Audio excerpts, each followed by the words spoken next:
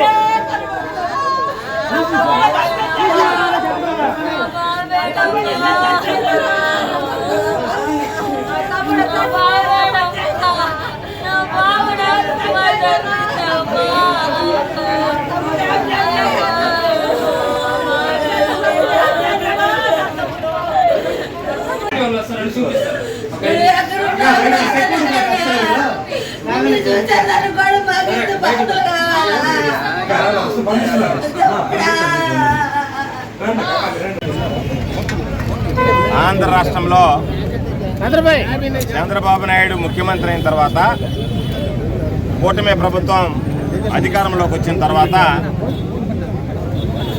ప్రజలకు సంబంధించినటువంటి ప్రాణాలు గాలిలో కలిసిపోతున్నటువంటి అటువంటి నేపథ్యంలో ఈరోజు ఇప్పటికే దళితుల మీద, గిరిజనుల మీద, బలహీన వర్గాల మీద, అణగారిన వర్గాల మీద, వైఎస్ఆర్ కాంగ్రెస్ పార్టీ నాయకుల మీద, కార్యకర్తల మీద ఈరోజు ప్రభుత్వంలో ఉన్నటువంటి పెద్దలు వాళ్ళ యొక్క కక్ష సాధింపులకి ఈరోజు బలి చేసేటువంటి పరిస్థితి ఏర్పడింది. దానిలో భాగంగా ఈరోజు మనుబోలు మండలానికి సంబంధించినటువంటి చెరుకుమూడి గ్రామవాసిని ఏడుకొండలు అనేటువంటి వ్యక్తిని మనుబోలు పోలీస్ స్టేషన్లో నిర్బంధించి మనుబోలు పోలీసులు అతని మీద 3rd డిగ్రీ ప్రయోగించి ఈరోజు అతను ప్రాణాలు కోల్పోయేటువంటి పరిస్థితికి తీసుకొచ్చారు. ఈరోజు ఒక వ్యక్తి మరణించాడు పోలీస్ స్టేషన్కి సంబంధించినటువంటి పోలీసుల ఆధ్వర్యంలోనంటే అది 100కి 3 లాకప్ డెత్గానే భావించాల్సినటువంటి పరిస్థితి ఏర్పడుతుంది. ఆ వ్యక్తిని పోలీసులు పట్టుకొచ్చారు. పోలీసులు పట్టుకొచ్చి దాదాపుగా 3 రోజుల పాటు నిర్బంధించి చితక బాదారు. అతనితో పాటు ఉన్నటువంటి సహనిందితులు కూడా ఈరోజు ఆ వాంగ్మూలం ఇచ్చేటువంటి పరిస్థితి ఉంది. కానీ ఈరోజు దాన్ని మసిపూసి మారేడికాయ చేసి ఏదో ఒక విధంగా ఈ కేసును నీరు కార్చాలనేటువంటి ప్రయత్నంతో పోలీసు అధికారులు అందరూ ఒక్కత్రాటి మీద నిలిచి దానిని ఏదో ఒక విధంగా ఒక ఆత్మహత్యగా చిత్రీకరించేటువంటి దుర్మార్గమైనటువంటి పరిస్థితి ఈరోజు కూడుకుంటున్నారు. ఈరోజు ఒక్కసారి చూస్తే జరిగినటువంటి సంఘటనలు హృదయాన్ని కలిచి వేస్తున్నాయి. 3 రోజులుగా పోలీస్ స్టేషన్లో పెట్టారు. 3 రోజులుగా పోలీసులు చితక బాదుతూనే ఉన్నారు. ఆ కుటుంబీకులు వెళ్ళి అక్కడ గోడు వినిపిస్తూనే ఉన్నారు. పోలీసులు 3 రోజులు చితక బాదిన తర్వాత అక్కడ పనిచేస్తున్నటువంటి ఎస్ఐ హనీఫ్ అనేటువంటి వ్యక్తి ఎవరైతే ఉన్నారో ఆ వ్యక్తి 3 రోజుల తర్వాత వాళ్ళని ఆదివారం సాయంత్రం పాపం కాళ్ళ మీద పడి ఏడిస్తే ఆ ముద్దాయిల్ని విడిచిపెట్టారు. వాళ్ళు ఒక దొంగతనం కేసులో మేము పట్టుకొచ్చాము అని అన్నారు. మేము దొంగల్ని సపోర్ట్ చేయడంలే, దొంగతనాలని సమర్థించడంలే. దొంగతనం చేస్తే ఈరోజు న్యాయస్థానాలు ఉన్నాయి. చేసినటువంటి దాని మీద విచారణ జరిపించాలి, న్యాయస్థానం ముందు నిలబెట్టాలి. న్యాయస్థానం దాని మీద నిర్ణయం తీసుకునేటువంటి పరిస్థితులు తప్ప అవన్నీ పక్కన పెట్టి మేము మా ఇష్టారాజ్యంగా చంపేస్తామన్నట్టుగా ఈరోజు పాపం ఆ వ్యక్తిని తీసుకొచ్చి చంపేటువంటి హక్కు ఆ మనుబోలు ఎస్ఐకి ఎక్కడి నుంచి వచ్చిందో, అక్కడ ఉన్నటువంటి పోలీసులకు ఎక్కడి నుంచి వచ్చిందో స్పష్టం చేయాల్సినటువంటి పరిస్థితి. ఎందుకు చెప్తున్నామంటే మీరు 2 రోజులు చితక బాదారు, కుటుంబ సభ్యులు ఏడ్చారు, వాళ్ళని వదిలిపెట్టారు. ఏ రోజు వదిలిపెట్టారు? ఆదివారం సాయంత్రం వదిలిపెట్టారు. సోమవారం ఉదయం కల్లా ఇక్కడ ఉండకపోతే నా కొడకల్లారా మీ అంతు తేలుస్తానని చెప్పి వార్నింగ్ ఇచ్చాడు ఎస్ఐ. సోమవారం ఉదయాన్నే ఇద్దరు ముద్దాయిలు వచ్చారు. పాపం ఈ వ్యక్తి ఏడుకొండలు అనేటువంటి వాడు దెబ్బలు తాడలేక తట్టుకోలేక సోమవారం ఉదయం పోలీస్ స్టేషన్కి రాలేదు. వెంటనే మంగళవారం ఊర్లో ఉంటే పోలీసులు పంపిస్తే ఒక ప్రైవేట్ వెహికల్, అది ఒక కానిస్టేబుల్కి సంబంధించి మాధవ్ అనేటువంటి కానిస్టేబుల్కి సంబంధించినటువంటి కారు అంటున్నారు. అంటే మేము చూసినప్పుడు కానిస్టేబుల్ సైకిల్లో తిరిగేవాళ్ళు. ఈరోజు ఒక కారు వేసుకుని ఒక కానిస్టేబుల్ ఆ ఊర్లోకి వెళ్ళాడు. సొంత కారు అని అంటున్నారు. దాని మీద కూడా పోలీసులు విచారణ జరపాల్సినటువంటి అవసరం ఉంది. అక్కడ చెరువు దగ్గర కాలువలో మునుగుతున్నటువంటి వ్యక్తిని పట్టుకొని ఆ పిల్లవాడు వెళ్ళిపోతుంటే, ఈరోజు నేను శవాన్ని చూసి వచ్చి మాట్లాడుతున్నా, వెళ్ళిపోతుంటే ఆ బురద గుట్టలు మొత్తం ఈడ్చి ఆ ప్యాంట్ అంతా బురద అయ్యింది. ఈడ్చి కొట్టి అక్కడి నుంచి కారులో వేసుకున్నారు. అప్పటికే పాపం అతను స్పృహ తెప్పిపోయాడు. దారిలో కొట్టారు. నేరుగా పోలీస్ స్టేషన్కి తీసుకొచ్చారు, Manubolu police station. Manubolu police స్టేషన్కి పెట్టిన తర్వాత వీడు దిగలేకుండా నీళ్లు చల్లండి రా అన్నారు. మొహాన నీళ్లు చల్లారు. కళ్ళు తెరిచాడు. కళ్ళు తెరిచిన తర్వాత మరలా దించబోయేటప్పటికి దిగలేకున్నాడు. ఇక్కడి నుంచి హాస్పిటల్కి తీసుకెళ్తామని బయటకు తీసుకొచ్చాడు.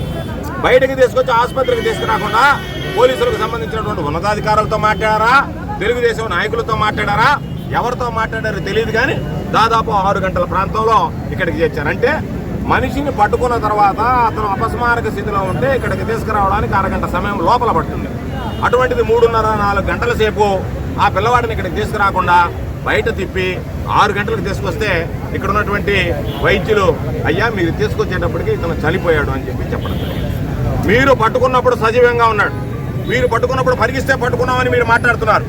పట్టణానికల్ని ఈడ్చి మీరు కొట్టినటువంటి ఆనవాళ్ళు నేను ఎమ్మెల్సీగా ఉన్నటువంటి మురళి గారు మేమందరం వెళ్ళి చూసి వచ్చాము. ఇప్పుడు ఒంటి మీద గాయాలు ఉన్నాయి, వెనక్కి తిప్పి చూసాం, వీపు మీద గాయాలు ఉన్నాయి. అధికారులు ఏం చెప్తున్నారంటే రకరకాలుగా చెప్పారు. అందుకే నేను వచ్చి ఆ కుటుంబ సభ్యుల చేత డీఎస్పీ గారికి వినతి పత్రం ఇచ్చాం.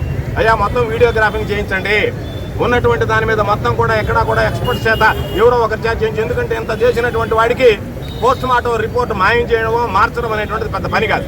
కాబట్టి ఇప్పటికే ఒక కథలు లేశారు. ఏమని వెళ్ళారు, ఈ విధంగా అతను గడ్డి మందు తాగాడు, గడ్డి మందు తాగితే నోటుకుండా నొరగ కూడా వచ్చింది అన్నాడు. ఆ నొరగ ఛాయలు ఏమీ కనిపించడం లేదు.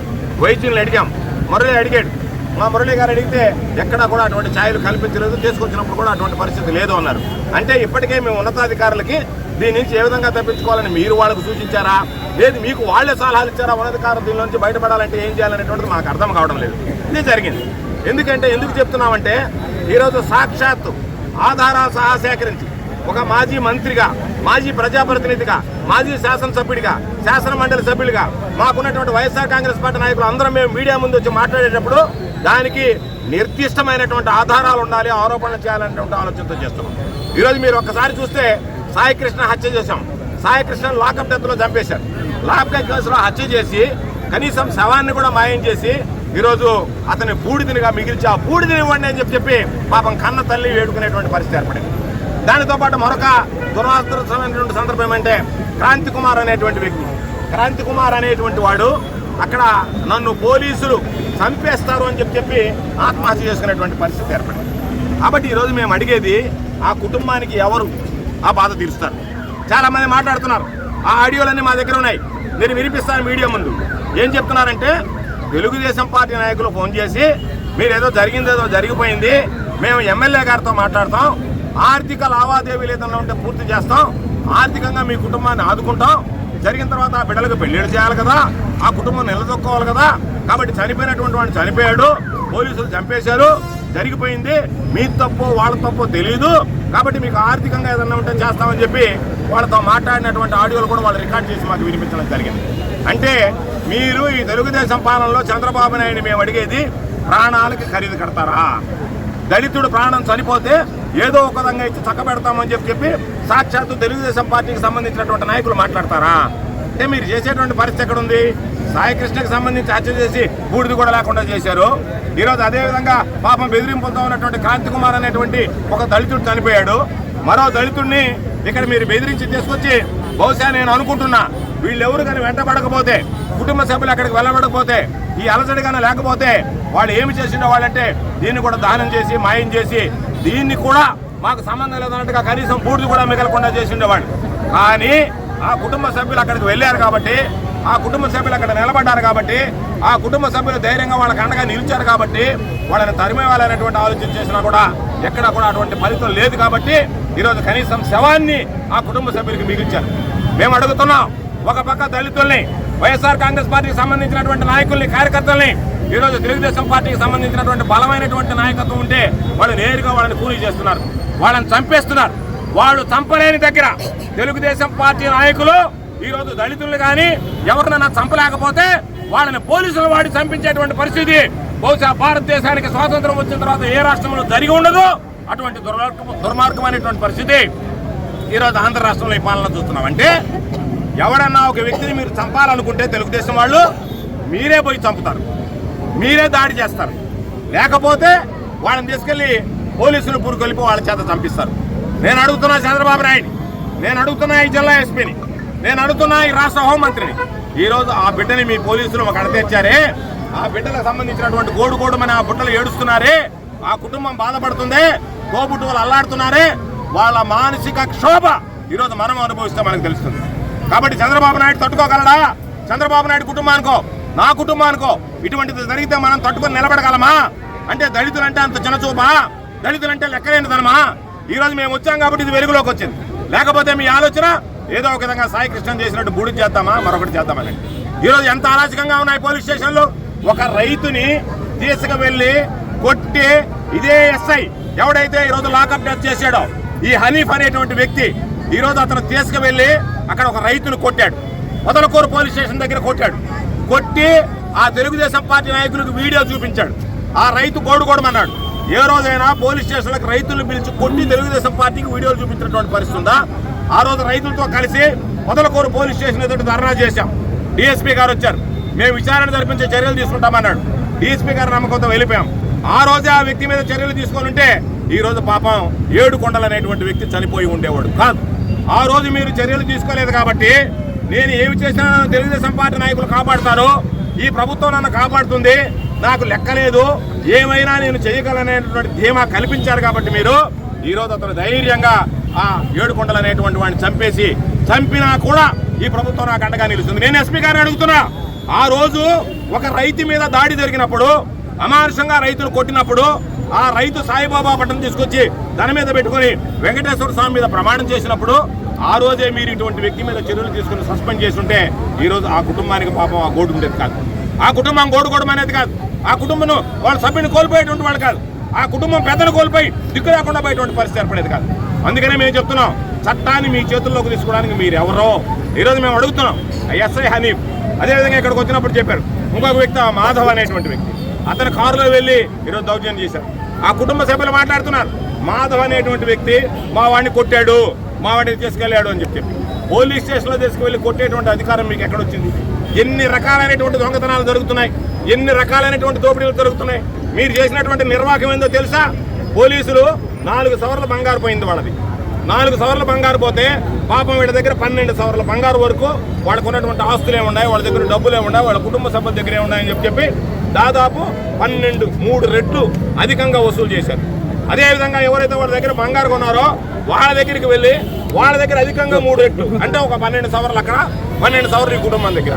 బాధిత కుటుంబాన్ని పిలిచి మేము ప్రయత్నం చేశాం, ఇవ్వలేకపోయామని చెప్పి పోయిన దాంట్లో సగం ఇస్తామన్నారు.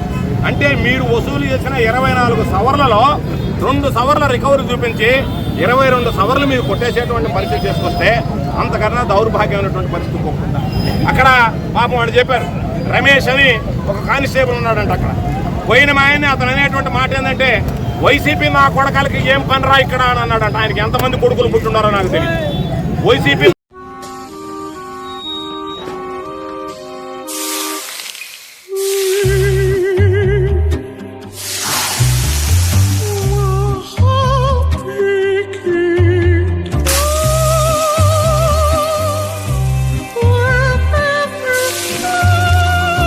No matter the heat outside, stay cool inside with energy-efficient windows from Asahi System Windows. Please subscribe SS News AP.